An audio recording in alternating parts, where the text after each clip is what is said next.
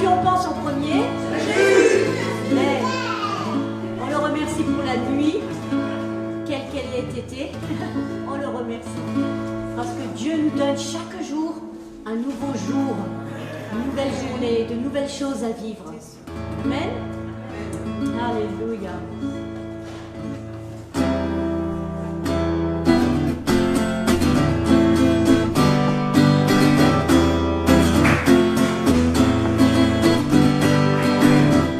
J'abandonne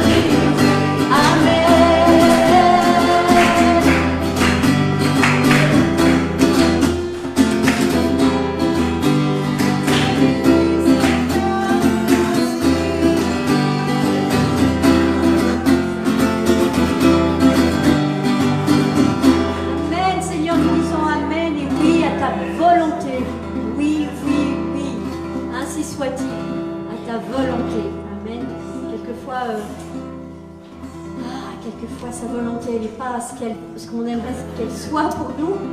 Mais Dieu sait, il connaît toutes choses, il connaît nos lendemains. Amen. Alors il y a une chose, vous savez, hier j'ai reçu une petite vidéo de ma fille. Et ma petite fille était à un concert et elle était très intense. Elle s'est mise debout sur la chaise, elle a croisé ses mains comme ça et elle était plongée dedans. Et je l'ai déjà vue pendant la louange lever ses mains. Elle est très attentive. Des fois, elle met un YouTube louange à la télévision en fond et elle va s'arrêter, elle va se mettre devant. Elle aime, elle est attirée par l'esprit qu'il y a derrière la louange, cet esprit de reconnaissance, cet esprit de je m'approche de Dieu. Et je pensais donc, je regardais ça et ma fille me dit, en fait, elle a senti la louange derrière ce gospel. Et ce matin, je me suis réveillée avec une impression très très forte de l'importance que nos enfants soient dans des temps de louange, l'importance que nos enfants puissent baigner dans ce que nous faisons quand nous louons le Seigneur. Ils nous regardent, ils savent qu'il y a quelque chose de différent parce que papa et maman, ou la personne qui m'a mis ou qui m'amène à l'église, cette personne est en train de faire quelque chose de différent que le normal. Et en fait, c'est ça, on fait quelque chose d'anormal. On loue le Seigneur, on l'élève, on le met au-dessus de tout. Et sa présence est honorée, elle vient au milieu de nous. Et ce qui se passe dans la vie de nos petits-enfants et de nos moyens, de nos grands, eh bien, c'est quelque chose qui ne nous appartient pas. C'est l'Esprit de Dieu qui œuvre dans leur vie. Et en tant que parents ou responsables d'enfants, on doit vraiment réaliser l'importance d'être dans la présence de Dieu. Parce que le Saint-Esprit, quand il est accueilli, il fait des choses au-delà de ce que nous prions, au-delà de ce que nous espérons même. Il bouge dans la vie de nos enfants, ils font des choses, ils parlent à l'esprit de nos enfants. Quelquefois, nos enfants ne sont même pas conscients de ce que le Saint-Esprit est en train de faire, mais il œuvre des guérisons, il œuvre des promesses, il œuvre des choses dans la vie de nos enfants. D'où l'importance qu'il soit au milieu de nous pendant ces temps de louange. Parce que notre façon de nous adresser à Dieu va certainement répercuter et aller beaucoup plus loin. Beaucoup plus loin. Et ça, je le vois même dans la vie de nos petits-enfants. Et je le vois dans la vie, même quand je suis arrivée à Fleuve d'Eau Vive, la première fois, vous savez ce qui m'a vraiment marqué? Noé était bébé, encore un peu tout petit, il devait avoir 2 ans. Et il connaissait les chants par cœur. Waouh, je me suis dit, mais il ne sait pas lire ce gamin. Comment il fait pour chanter? Et il chantait par cœur tous les chants. Et ça m'a vraiment interpellée. Je me suis dit, waouh, ça c'est bon que ce soit imprimé là. Des louanges envers Dieu. Amen. Et quelquefois on chante même la parole de Dieu et c'est encore plus puissant. Donc ne soyons pas, soyons conscients de ce qui se passe pendant ces moments-là. Amen.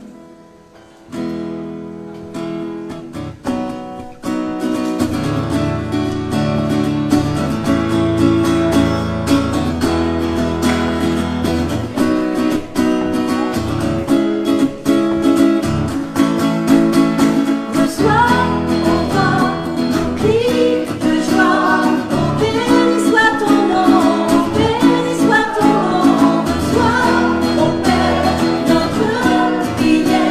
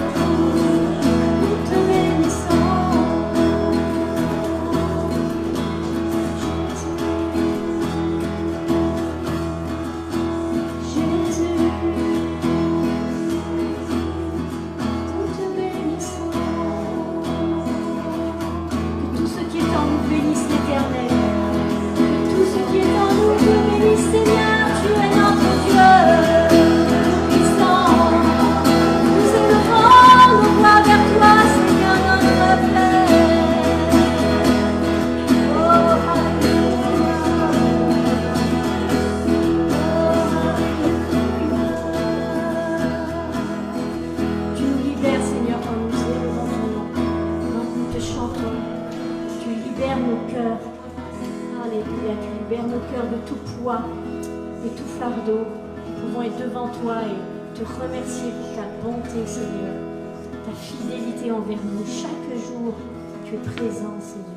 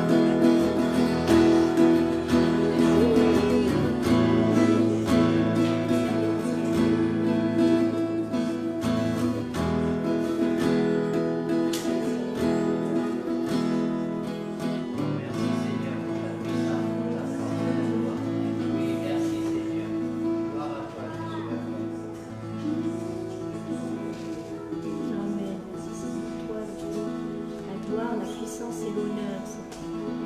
À toi la puissance et l'honneur.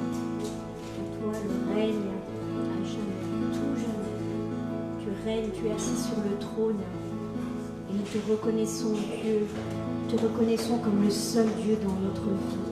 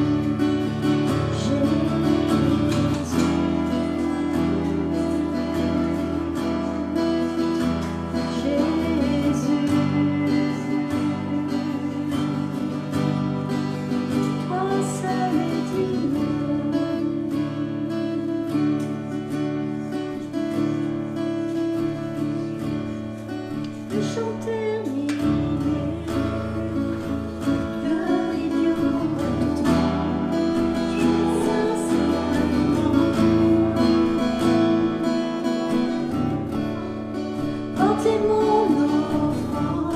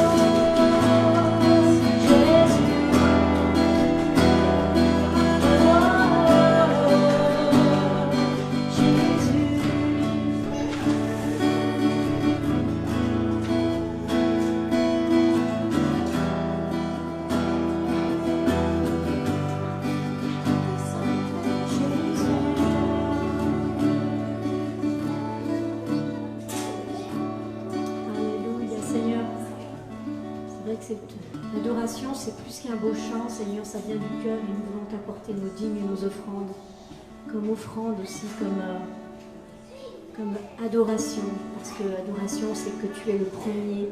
Seigneur, nous apportons ces dîmes et ces offrandes en priant, Seigneur, que tu les bénisses et que, Seigneur, que ton œuvre puisse continuer d'avancer, que vraiment nous puissions honorer toutes les factures de cet endroit et que ton royaume avance, Seigneur. Nous te remercions, Seigneur, pour ta bonté, pour ta fidélité dans nos vies. Merci, Seigneur. Alléluia. Toi seul est digne.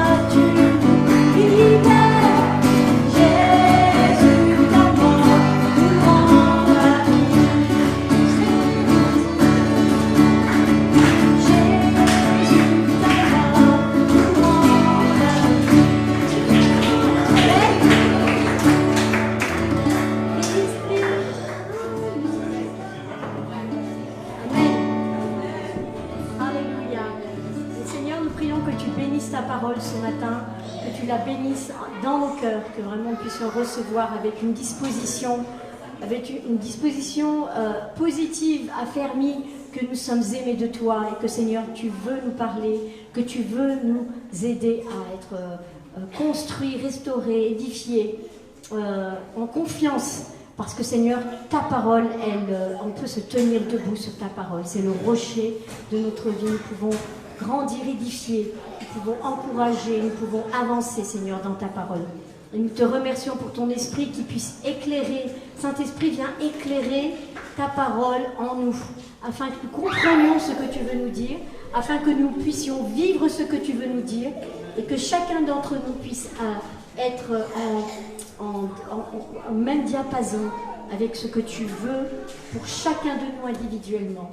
Merci, Seigneur, que chacun puisse de nous puisse dire Amen. Amen. Nous voulons recevoir. Amen.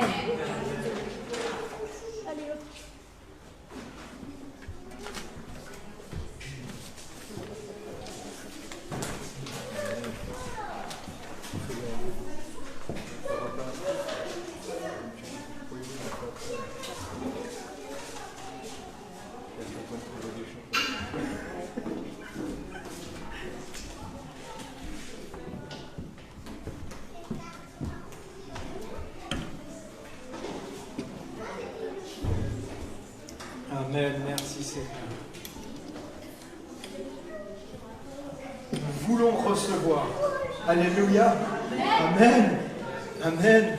Que le peuple de Dieu dit, je veux recevoir, Seigneur, de ta part ce matin. Je veux recevoir, parce que Dieu veut donner, vous savez. Dieu veut donner. Alléluia. Alors Seigneur, bénis vraiment aussi le groupe des enfants, qui est nombreux ce matin, et c'est bien. Il y aura beaucoup d'oreilles attentives, il y aura beaucoup de cœurs touchés par la parole de Dieu ce matin. Des bons dépôts déposés. Merci de bénir les animateurs, les prédicateurs du dimanche pour les petits. Merci de les bénir, que vraiment ton esprit soit avec eux, qu'il puisse les guider, les conduire pour cette église d'aujourd'hui. J'aime beaucoup Annelise. Chaque fois je vous le répète, mais c'est vraiment une valeur, je pense, que l'église, les petits, c'est pas non seulement l'église de demain, c'est l'église d'aujourd'hui. J'aime bien le répéter parce que il faut que ça rentre vraiment dans nos cœurs. C'est l'église d'aujourd'hui, les enfants. C'est pas celle de demain. C'est pas dans le futur, c'est maintenant, on la bâtit maintenant. On les bâtit maintenant, on les influence maintenant. Et c'est exactement ce qu'avait vraiment sur le cœur le pasteur Martine ce matin, de baigner nos enfants dans la parole de Dieu, de baigner nos enfants dans une atmosphère de louange, de ne pas avoir peur de prier devant nos enfants, de prier devant, même quand on est grands-parents, de prier devant les petits-enfants, leur parler de Dieu en permanence, et là on les influence, on les fait grandir avec ça. Et c'est glorieux parce qu'on va voir après, on va voir quand ils vont devoir choisir dans le monde, quand ils vont faire face à des choix, mais quand ils vont être influencés comme ça, quand ils vont voir, et mes parents ils vivent leur foi, ils ne parlent pas seulement de leur foi, ils vivent leur foi. Ah, ça va faire la différence. Ça va faire la différence dans le monde, ça va faire la différence dans leur vie. Les aider à trouver une relation, eux, avec Dieu. Eux, avec Dieu. Pas la relation qu'on a, nous. Pas que ça devienne le Dieu des parents, le Dieu des grands-parents. Non, que ça devienne leur Dieu à eux aussi, parce que c'est leur Dieu à eux. Alléluia. Merci Seigneur. Merci Seigneur. On va commencer juste par quelques annonces. On a mardi, le groupe de maison à Saint-Laurent-du-Var, pour ceux qui veulent venir, c'est des moments précieux, justement, on peut repasser la parole de Dieu sur notre cœur, on peut donner des sujets de prière, on peut échanger sur des questions. On a aussi un groupe de maison le vendredi soir à Nice Nord, chez Marilo. C'est vraiment aussi des temps précieux où on a à chaque fois des bons moments. Des fois, c'est dur d'y aller.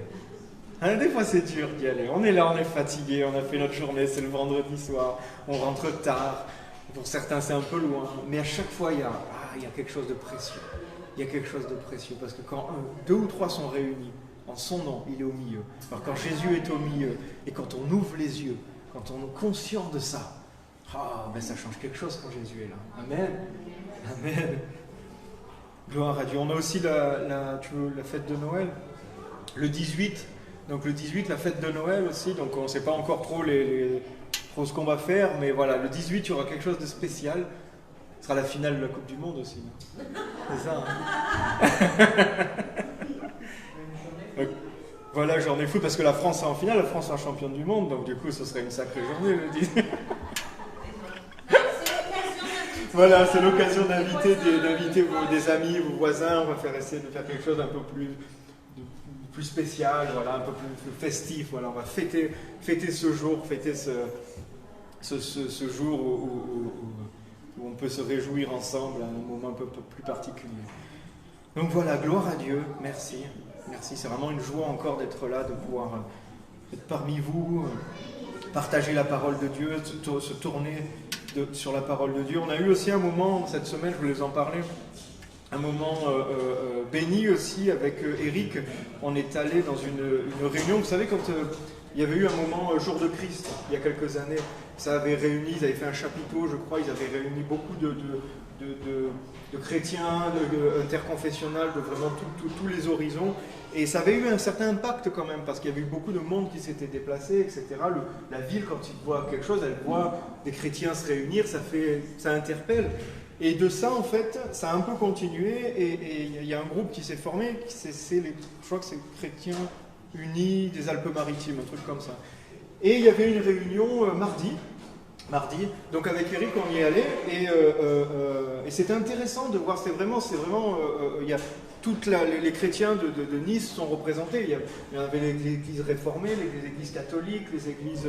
il n'y avait pas d'orthodoxes, je crois. Et on était, voilà, trois églises évangéliques, je crois.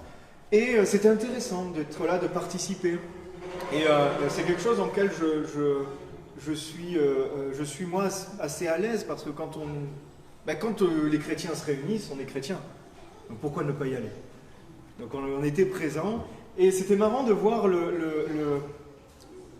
la direction de cette réunion où on demandait, on disait mais on aimerait bien que les églises évangéliques soient présents, soient plus mobilisées, soient plus impliquées. Là je me dis ah tiens c'est bien, c'est marrant, on nous demande, on nous tend la perche en disant ben allez, est-ce que ça vous dit d'être présent, de plus influencer? Et j'ai dit, moi j'étais pas là pour décider, c'était vraiment une réunion, d'information, je ne savais pas trop où je mettais les pieds non plus. Mais j'ai trouvé ça intéressant. J'ai trouvé ça intéressant de voir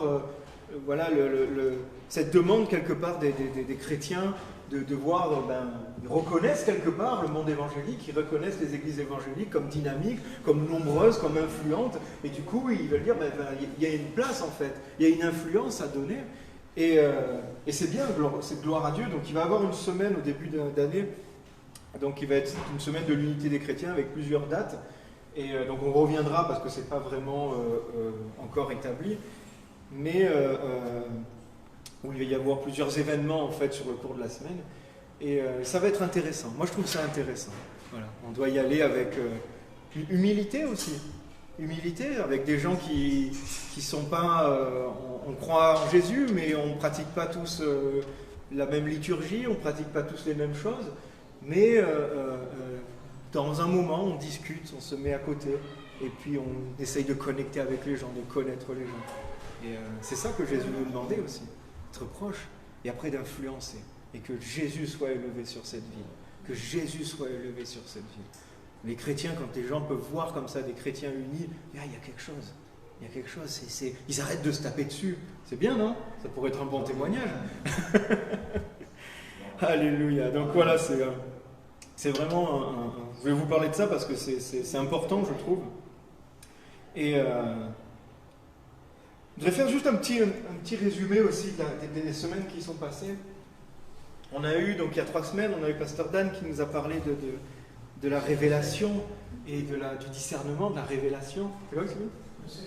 De ses chaussettes, la révélation de la serviette. Mais tu sais que je vais en reparler encore, peut-être. Hein. Parce que c'est tellement vrai, cette chose qu'il a vécue, Dan. C'est tellement vrai. Et voilà, il a parlé de la révélation. La révélation, que le désir de Dieu, c'est de nous révéler les choses. Le désir de Dieu, c'est de nous révéler les choses. Il n'y a pas de choses cachées. Dieu n'a pas de secret. Il n'y a pas des choses, des fois, il veut dire « Ah non, je ne veux pas leur dire, parce que je ne sais pas pourquoi. » Non, il veut nous révéler les choses. Il veut nous faire aller de révélation en révélation. Il veut nous ouvrir le cœur pour que nous puissions comprendre, sa volonté, pour que nous puissions plus comprendre qui il est. Dieu veut ouvrir ton cœur.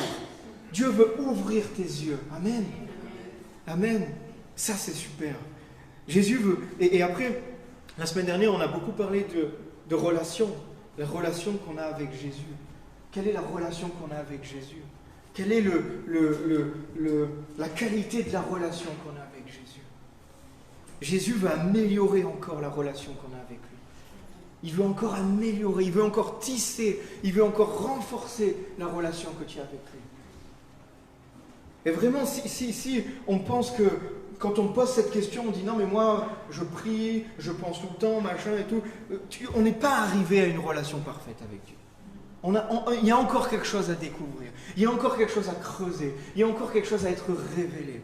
Et ça jusqu'à la fin de nos jours. Et c'est merveilleux. C'est merveilleux parce que petit à petit, plus on avance, plus on voit la grandeur de Dieu. Ce matin, j'ai été touché vraiment mon esprit a été touché, et même mon âme a été touchée. J'en ai pleuré ce matin quand on dit Dieu est grand. Mon Dieu est grand, ton nom est grand. Dieu est grand, mais comment on peut imaginer sa grandeur? Ça nous dépasse. C'est tellement puissant quand on se met, quand on commence à essayer d'ouvrir les yeux sur cette grandeur.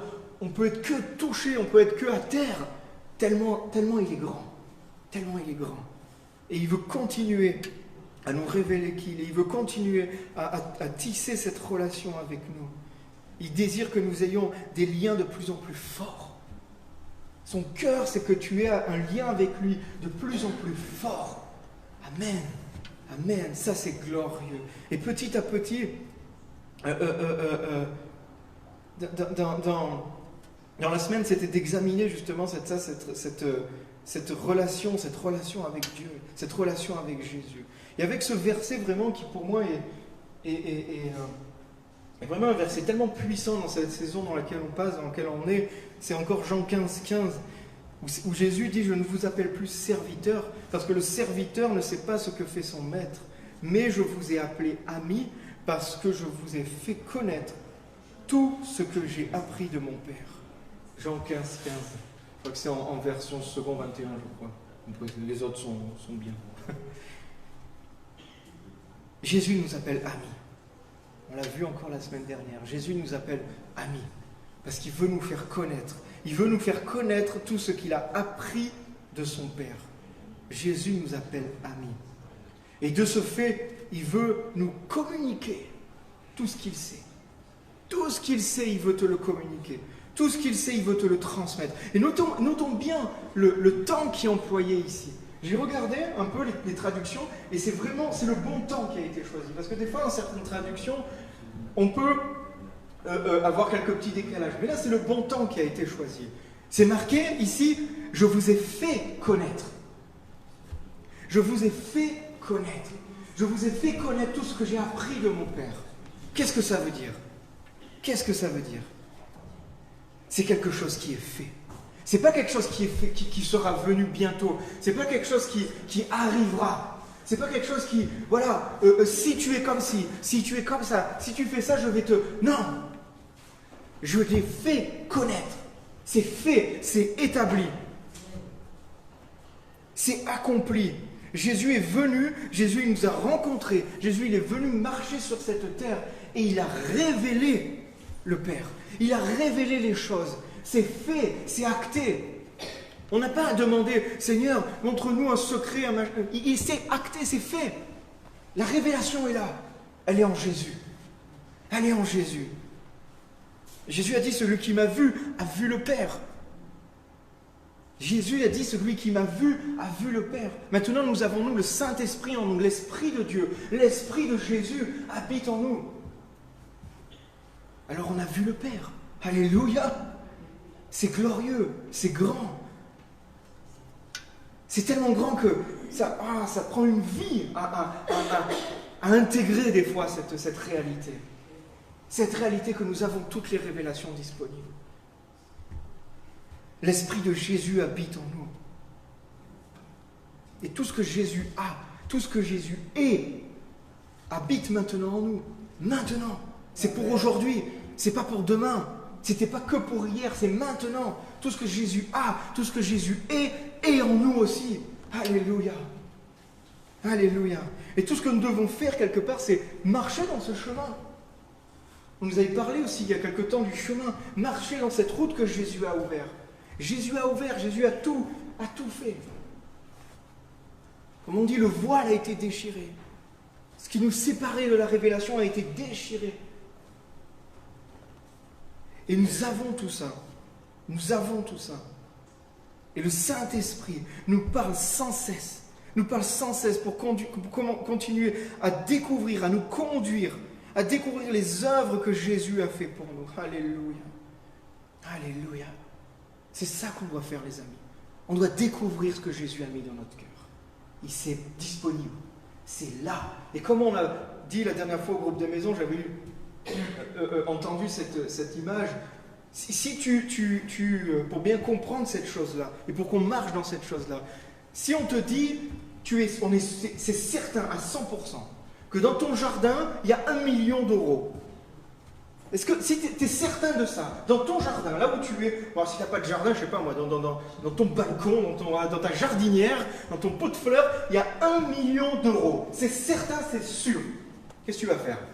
Ah ben, tu vas creuser de toutes tes forces, parce que tu vas chercher ce trésor. Il est là, il est enfoui. Et bien avec Dieu, c'est pareil. Tu as un trésor au fond de toi. Tu as un trésor qui a été déposé par Dieu au fond de toi. Il y a une chose tellement puissante qui a été déposée par Dieu quand tu as décidé de le suivre, quand tu as décidé de dire oui et amen, quand tu as décidé de dire je crois en toi. L'Esprit est venu, l'Esprit est descendu et a déposé l'Esprit de Jésus en toi. Et on doit creuser pour découvrir quelle est la révélation, pour découvrir ce trésor. Parce que dans notre vie, on met des couches de terre, on met des serviettes sur les révélations. On cherche, on met des serviettes sur nos chaussettes. Et on les cache, et puis on dit, elle n'est pas là, elle est où? On doit aller au plus profond, on doit avancer. Et quand on a cette conviction que ce trésor est en nous, que cette richesse est en nous, que tout ce que Jésus a fait, que tout ce que Jésus a donné est en nous, ben on creuse sans s'arrêter. Avec une détermination, une force, une foi. Amen. Amen. Dieu nous parle. Dieu nous parle aujourd'hui. Dieu nous parle maintenant. Et c'est un peu le message de ce matin. Dieu nous parle encore aujourd'hui, de manière tellement personnelle. Dieu nous parle d'une manière, il va me parler à moi, il va parler différemment. Il va parler différemment à chacun d'entre nous. Mais Dieu parle encore aujourd'hui. Et on connaît bien cette parole dans Job 33, verset 14, où c'est dit, Dieu parle cependant tantôt d'une manière, tantôt d'une autre. Vous la connaissez, c'est bien cette parole. Dieu parle tantôt d'une manière, tantôt d'une autre. Tantôt il va t'interpeller sur cette chose-là, et après il va t'interpeller sur autre chose. Élie, quand il était dans la grotte, quand il avait été pris de panique et qu'il avait été chassé, enfin pas chassé, mais qu'il avait été se réfugier, il avait l'habitude d'entendre Dieu d'une certaine façon, et Dieu lui parlait d'une autre façon. Avait envie d'aiguiser son oreille pour qu'il essaye de le chercher d'une autre façon, le découvrir d'une autre façon. Mais quand on dit Dieu parle cependant d'une manière et tantôt d'une autre, tantôt d'une manière et tantôt d'une autre, vous savez qu'on n'a pas le verset en entier. Le verset en entier, c'est Dieu parle cependant tantôt d'une manière, tantôt d'une autre, et on n'y prend point garde. Ça, c'est le verset en entier. Le verset en entier, c'est ça. Et c'est la réflexion de ce matin. C'est le message un peu de ce matin. Comment on considère la parole de Dieu? Comment tu considères dans ton cœur la parole de Dieu? Quel impact la parole de Dieu a dans ton cœur? Et je ne parle pas seulement de la parole de Dieu, de la Bible mentionnée, je parle aussi des pensées que Dieu te donne. Des messages que Dieu donne à ton cœur. Quand Dieu vient te parler à ton cœur, quand Dieu vient t'interpeller par un songe, par une pensée, par une parole, est-ce qu'on la considère? Comment la considère-t-on? Comment on attrape ces paroles? Quand Dieu nous parle, est-ce qu'on y fait attention? Quand Dieu nous parle, est-ce qu'on y fait attention? Dieu parle tantôt d'une manière, tantôt d'une autre, et on n'y prend pas garde. Est-ce que quand Dieu parle, on prend garde? On dit, là, il y a quelque chose. Il y a Dieu qui essaye de me communiquer quelque chose. Et cette pensée est née dans mon cœur au début de cette semaine. Alors, c'est pas... Il va y avoir peut-être vous allez vous sentir peut-être des fois, un peu comme dit Pasteur Dan, souvent on marche un peu sur les pieds. Je ne veux vraiment pas que ce message soit un jugement ou qu'il soit une critique, parce que c'est un message que je reçois pour moi aussi, et je chemine moi-même avec. Donc il n'y a aucune prétention là-dedans. Mais c'est vraiment une pensée qui est née sur mon cœur au début de la semaine. En fait, je me suis rendu compte que dès le dimanche, le culte était fini, la célébration était finie, on était à la maison, et dès le dimanche soir, je tournais mes yeux vers ce dimanche-là.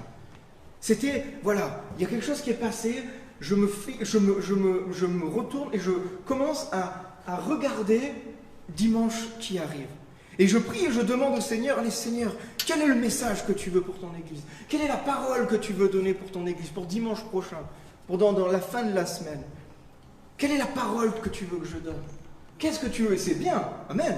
J'espère que votre pasteur cherche la face de Dieu pour communiquer à l'église, c'est une bonne chose, amen. Et j'étais dans dans cet état d'esprit-là, et j'ai été comme saisi. J'ai été comme saisi devant Dieu.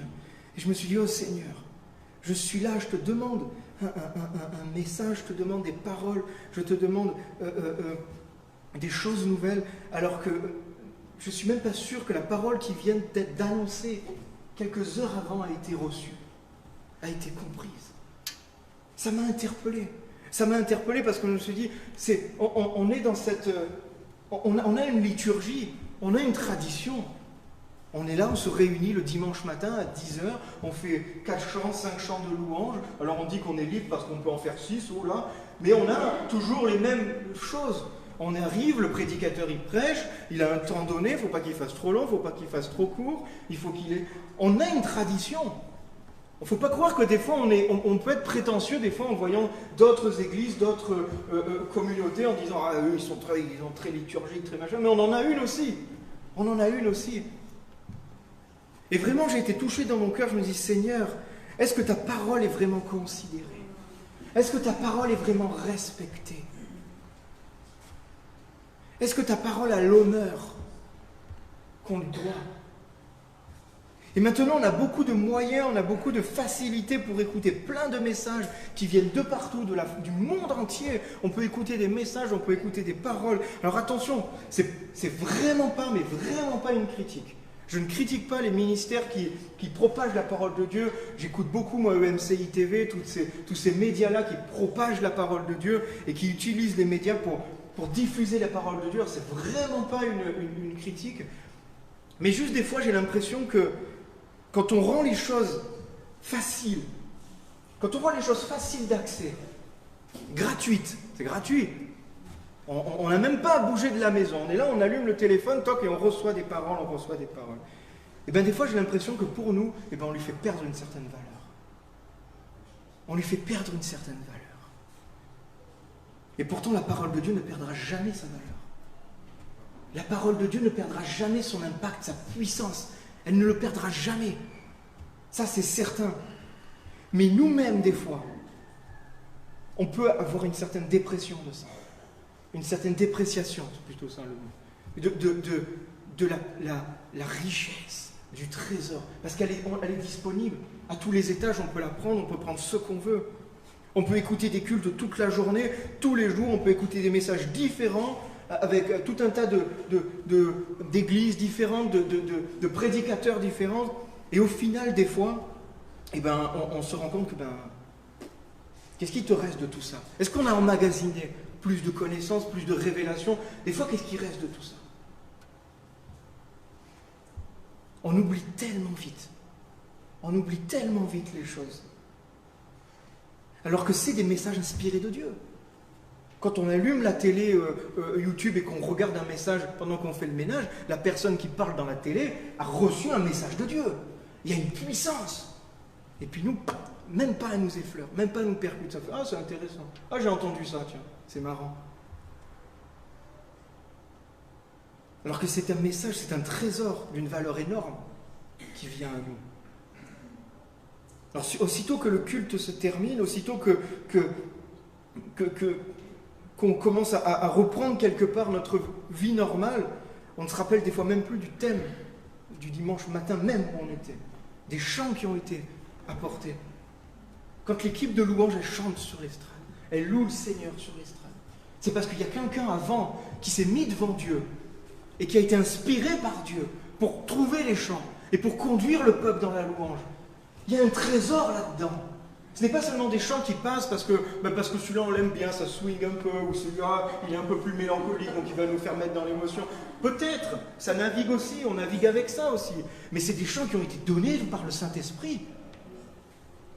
C'est des chants qui ont été amenés par le Saint-Esprit pour que nous on puisse ouvrir nos yeux, pour que nous on puisse ouvrir notre cœur, pour que nous on puisse se rapprocher du cœur de Dieu, pour qu'on puisse connecter avec Dieu plus facilement.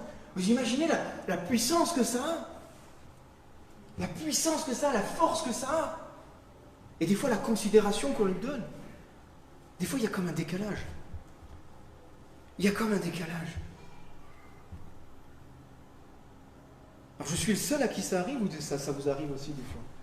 De sortir du local et puis il n'y a plus rien. Tu as tout oublié, tu focalises sur punaise, on va manger quoi là? Les enfants ils sont fatigués. Ah, je suis rassuré, ça vous arrive aussi, parce que moi ça m'arrive. C'est là où je ne veux pas culpabiliser, parce que c'est une réalité. On est un peu comme ça malgré tout. Alors on ne peut pas tout capter tout le temps. On ne peut pas être saisir, tout emmagasiner. Je ne veux pas qu'il y ait de culpabilité. Mais quand même, il y a une limite. Mais quand même. Dieu parle cependant d'une manière, tantôt d'une autre. Mais on n'y prend pas garde. Et c'est ça qui m'a interpellé. C'est ça qui m'a interpellé. Message après message, enseignement après enseignement. Mais finalement, qu'est-ce qui reste? Qu'est-ce qui reste? Qu'est-ce qui reste de cette parole qu'on a écoutée, de cette parole qu'on a entendue? Et en fait, ça m'a vraiment touché, ça m'a vraiment interpellé, parce que je me suis dit, Seigneur, c'est presque comme un manque de respect. C'est presque comme un manque de révérence.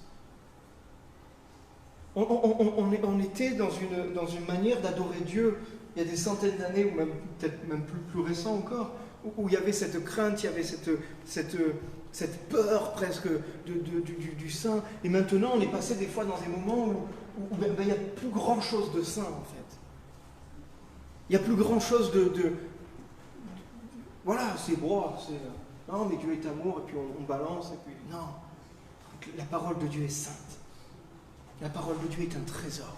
Quand elle arrive dans nos cœurs, on doit la respecter, on doit l'honorer, on doit l'écouter, on va s'arrêter.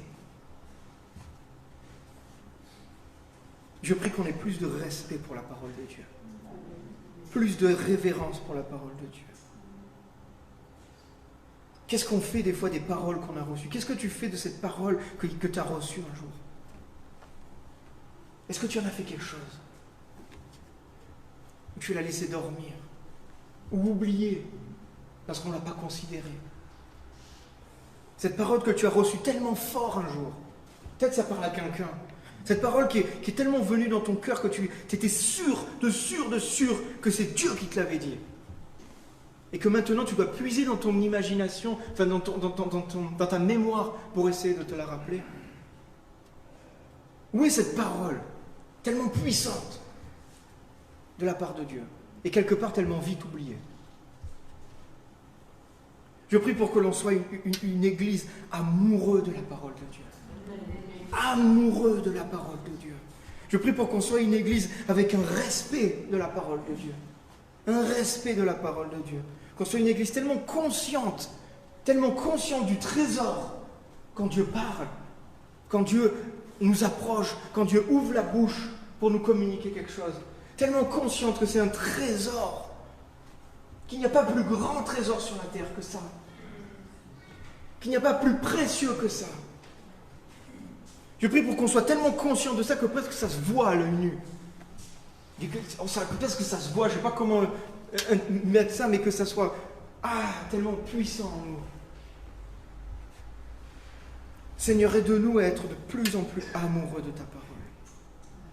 De plus en plus amoureux de ta parole. Et comme le prophète Samuel dit, dans 1 Samuel, verset 3 ou verset 19, c'est marqué « Samuel grandissait, et l'Éternel était avec lui, et il ne laissa tomber à terre aucune de ses paroles. » C'est ça qui a construit aussi la vie de ce grand prophète qui est Samuel. Il grandissait. Il grandissait. Oh Seigneur, je veux grandir. Je veux grandir à l'image de ce prophète. Je veux encore grandir avec toi. Et je veux que plus aucune de tes paroles tombe à terre. Je veux plus qu'aucune des choses que tu me dis, des choses que tu me communiques, ne tombe à terre. C'est un défi, ça. C'est un grand défi. Tendons à ça. Aspirons à ça. Ne laissons plus ces trésors tomber à terre. Ne laissons plus ces pépites d'or tomber à terre. Si on te donne un lingot d'or dans la main, est-ce que tu l'oublies dans ta poche? Non, parce que déjà il va te faire tomber le pantalon, et puis tu vas le sentir parce qu'il pèse, et parce qu'il a une valeur. Tu vas le mettre dans un coffre-fort et tu vas savoir qu'il est là. Le coffre, tu ne vas pas l'oublier. Et c'est pareil avec la parole de Dieu. Quand Dieu te parle avec une pensée, avec un verset biblique qui dit ça c'est pour ta vie, qu'elle te guide, etc. C'est comme un lingot d'or qui te donne.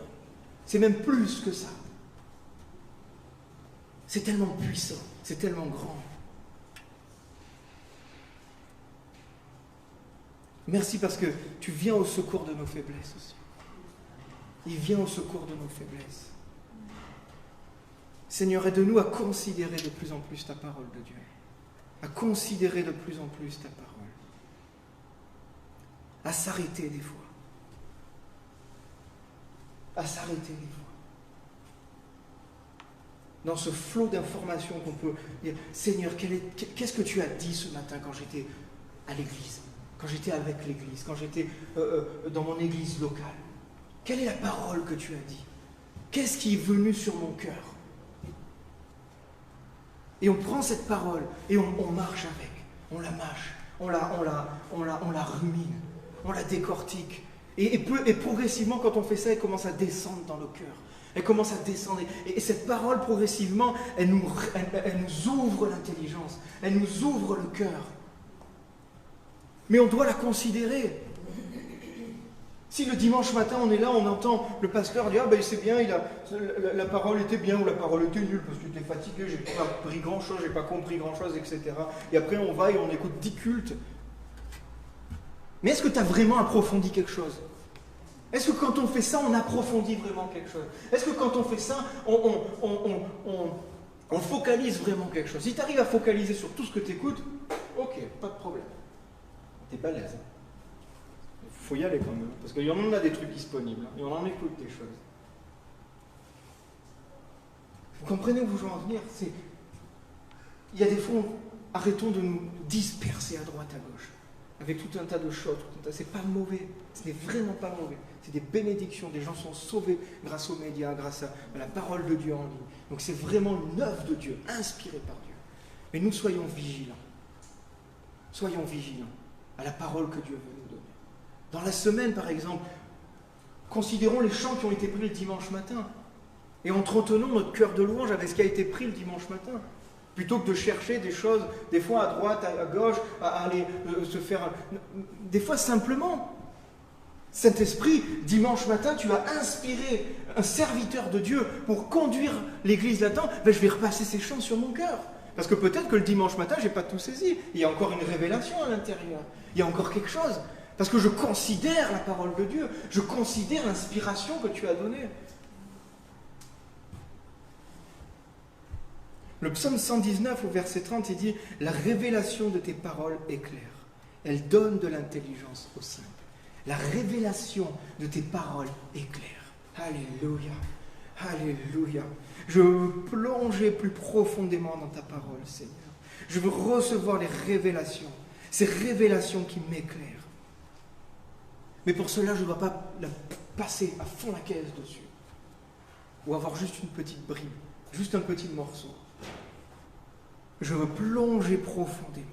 Et cette parole, ça va devenir une révélation. Cette parole que Dieu me donne va ouvrir mes yeux. Elle va nous éclairer.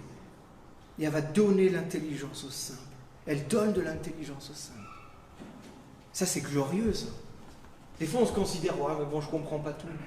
Bah, ouais, moi non plus, je ne comprends pas tout des fois de la parole. Des trucs, je n'ai pas encore saisi. Il y a des moments, ce n'est pas encore clair. Mais elle donne de l'intelligence au simple. Alléluia. La parole de Dieu nous ouvre l'intelligence. La parole de Dieu nous ouvre le cœur, nous ouvre les yeux. Et dans ce même psaume, il y a au verset 98 et 100, ce psaume 119, c'est marqué « Tes commandements me rendent plus sage que mes ennemis. » La parole te rend plus sage que tes ennemis, car je les ai toujours avec moi. Je suis plus instruit que tous mes maîtres, car tes préceptes font l'objet de ma méditation. J'ai plus d'intelligence que les vieillards, car j'observe tes ordonnances. Alléluia. Vous vous rendez compte la puissance des ordonnances de Dieu, la puissance des préceptes de Dieu, la puissance de la parole de Dieu. Elle nous rend plus sages que les ennemis. Elle nous rend plus sages que les sages. Ça ne doit pas nous enorgueillir, mais ça doit nous montrer la puissance qu'elle a. Cette puissance de révélation. La révélation nous ouvre les yeux et nous ouvre le cœur. Oh Seigneur, je veux plus considérer ta parole. Je veux plus la chérir.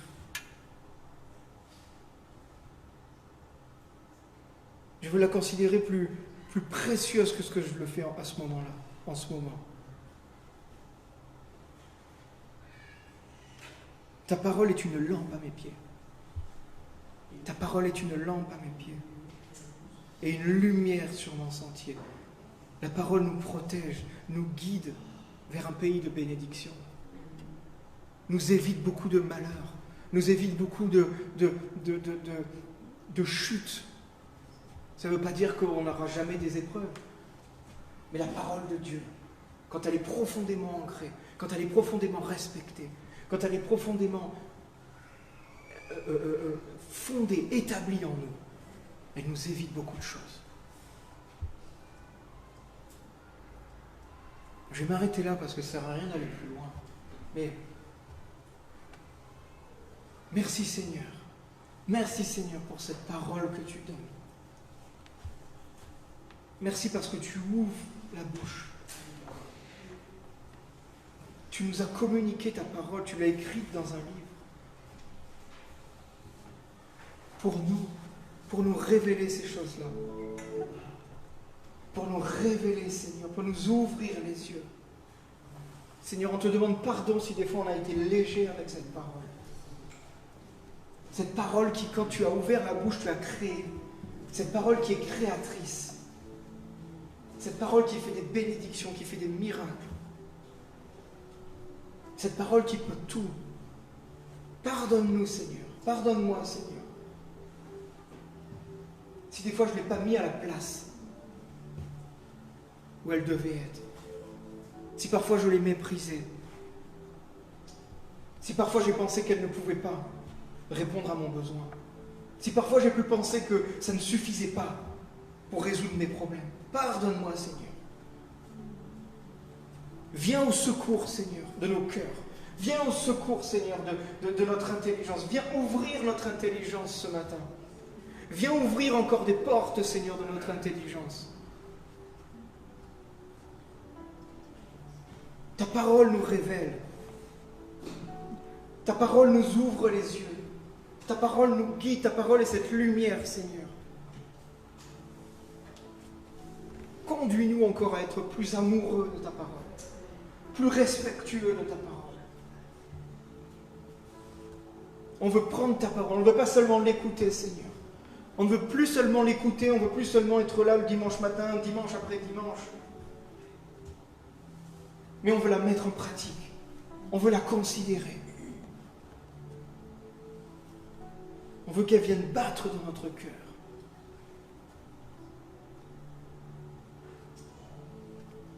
Merci Seigneur. Merci Seigneur. Merci parce que tu as ouvert. Tu as ouvert les écluses des cieux. Tu as ouvert le chemin du salut.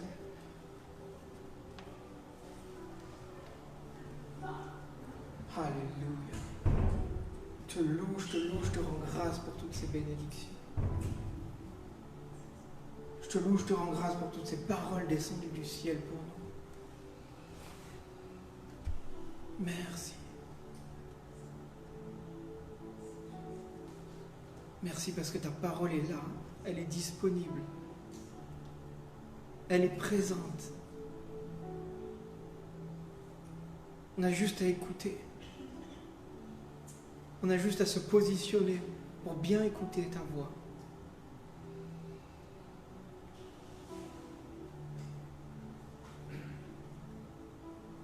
Merci parce que tu as tout fait. Tout est accompli. Tout est accompli. par l'œuvre de la croix, tout est accompli. Il n'y a maintenant plus de condamnation. Il n'y a maintenant plus de choses qui nous séparent de toi, Seigneur. Il n'y a maintenant plus de choses qui sont cachées. Et tout est révélé. Tout est disponible.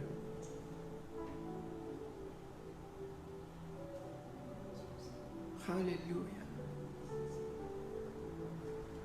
Je voudrais qu'on continue en prenant justement la communion.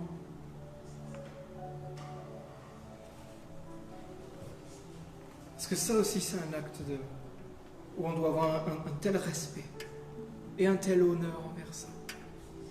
Merci Seigneur, parce que par tes souffrances, par ce corps livré, par ce sang versé, tu es venu rétablir les choses. Tu es venu prendre tout ce qui nous séparait. Tu es venu prendre tous nos péchés. Tu es venu prendre tous nos manquements. Passé, présent et futur. Passé, présent et futur, tu les as pris, Seigneur, au prix de ta vie. Et nous voulons vraiment considérer ce matin aussi ce que tu as fait, en communion avec toi.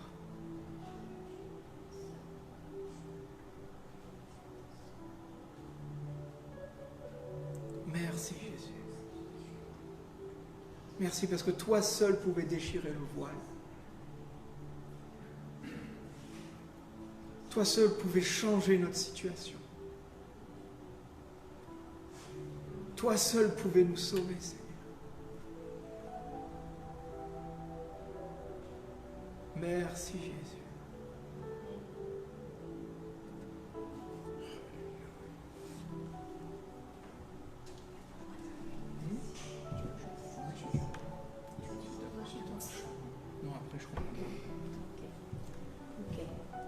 Pendant le repas, Jésus prend du pain. Il dit la prière de bénédiction. Il partage le pain et le donne à ses disciples en disant « Prenez et mangez, ceci est mon corps ». Ensuite, il prend une coupe de vin. Il remercie Dieu et il donne la coupe à ses disciples en disant « Buvez-en tous. Oui, ceci est mon sang, le sang de l'alliance de Dieu. Il est versé pour un grand nombre de gens, pour le pardon des péchés. Je vous le dis, je ne boirai plus de ce vin jusqu'au jour où je boirai le vin nouveau avec vous dans le royaume de mon Père. » Ils chantent des psaumes de la fête. Ensuite, ils vont au mont des Oliviers. Nous sommes une église où on n'a pas besoin d'être un membre pour participer au repas du Seigneur. Ce qui est nécessaire, ce qui est requis bibliquement, c'est d'être enfant de Dieu, c'est d'avoir reçu Jésus-Christ dans son cœur comme son Sauveur et Seigneur et Sauveur, et de pardonner son prochain, tout comme on a été pardonné. C'est la seule condition.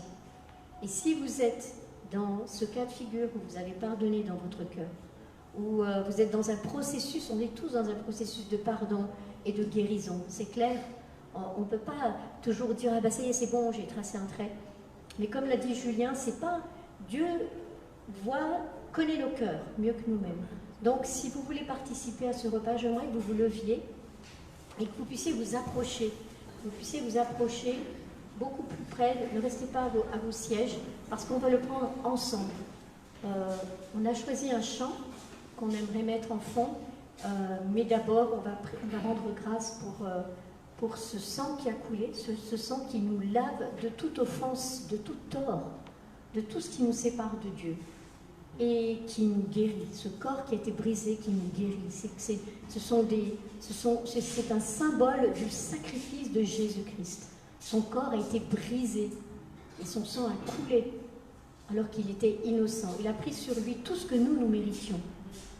Et il est ressuscité parce que Dieu l'a voulu ainsi. Dieu l'a ressuscité des morts. Et c'est ça que nous voulons célébrer. C'est ce sacrifice et cette résurrection, cette puissance de Dieu, ce pouvoir que Dieu a eu de relever Jésus de la mort. Et c'est ainsi qu'il a vaincu la mort, il a vaincu le péché, il a vaincu le diable, il a vaincu l'ennemi de nos âmes.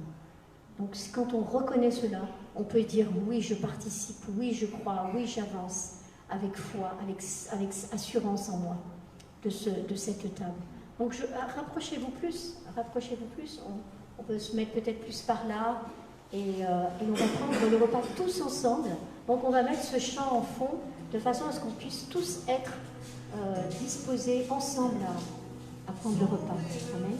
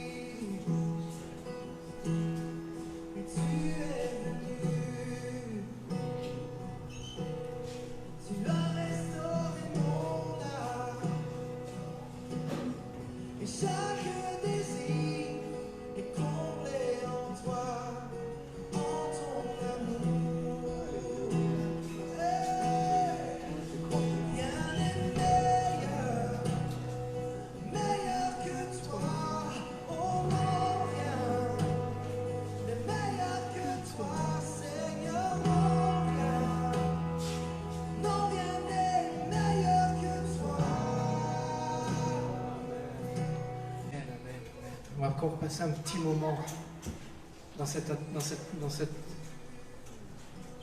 prière, dans cette attitude de cœur, où on dit rien n'est meilleur que toi, Seigneur. Rien n'est meilleur que toi, Seigneur.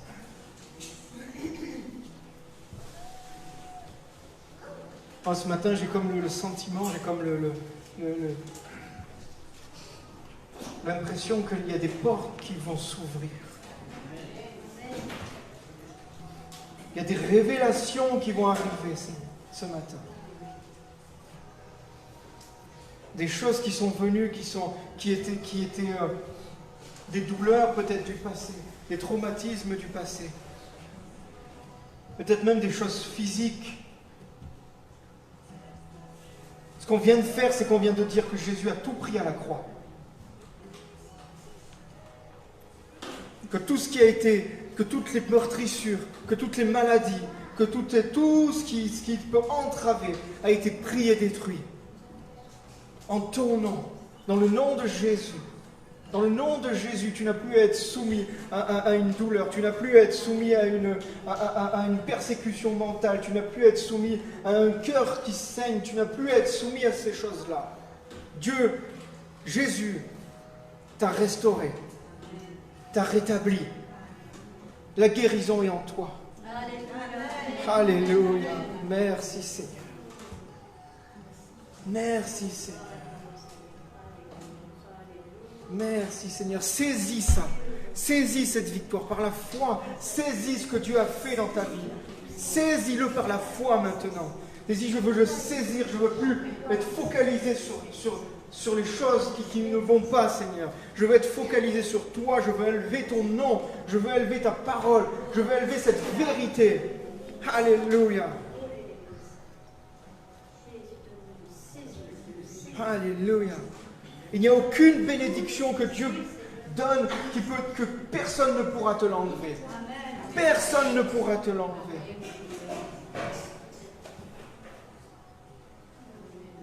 Dieu t'aime tellement. Et il veut tellement ton bonheur. Dieu a toujours une place pour toi. Dieu a toujours un moment pour toi.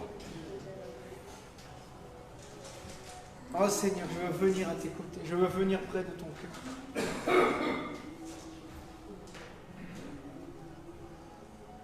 Alléluia. Oui, toi seul peux le faire, Seigneur.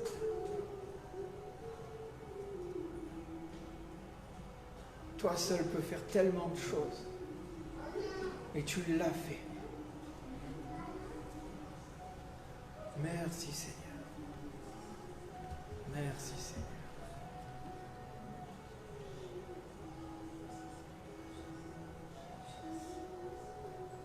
Nous avons un grand Dieu, les amis. Amen. Un grand Dieu. Un grand Dieu qui va ouvrir encore On va encore avoir des révélations sur révélations de qui. Alléluia. Alléluia. Et je voudrais, pour finir ce moment, vous encourager à... Prenez ce psaume 119.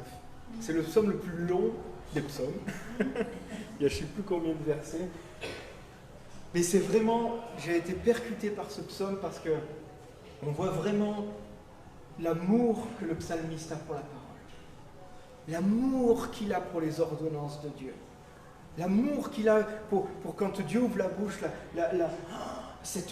comme il considère ça comme étant précieux. Et il y a beaucoup de trésors là-dedans, dans la compréhension. Je suis sûr qu'il y a des choses qui vont pouvoir vous parler au cœur. Moi, il y a beaucoup de versets qui m'ont parlé. Donc n'hésitez pas à le... Il y a Jérémy Sourdril, justement, dans Prière inspirée, qui a fait toute une émission où il le lit. Et c'est bien parce qu'il a une voix qui est sympa, donc du coup c'est agréable à écouter. Et de temps en temps, il le met un peu en phase avec le Nouveau Testament, parce que nous avons maintenant une autre révélation encore plus que même quand le psalmiste écrivait ça, nous on a encore une autre révélation. C'est merveilleux. Je vous encourage vraiment à vous entretenir avec ce psaume et laisser ce psaume vous travailler et vous révéler les choses cachées, des choses que Dieu ne désire pas vous tenir secret, mais qui sont encore cachées, encore planquées. On va les découvrir, on va ouvrir les portes. Amen. Que Dieu vous bénisse. On salue ceux qui nous suivent en ligne, ceux qui vont nous suivre en différé. Que Dieu vous bénisse.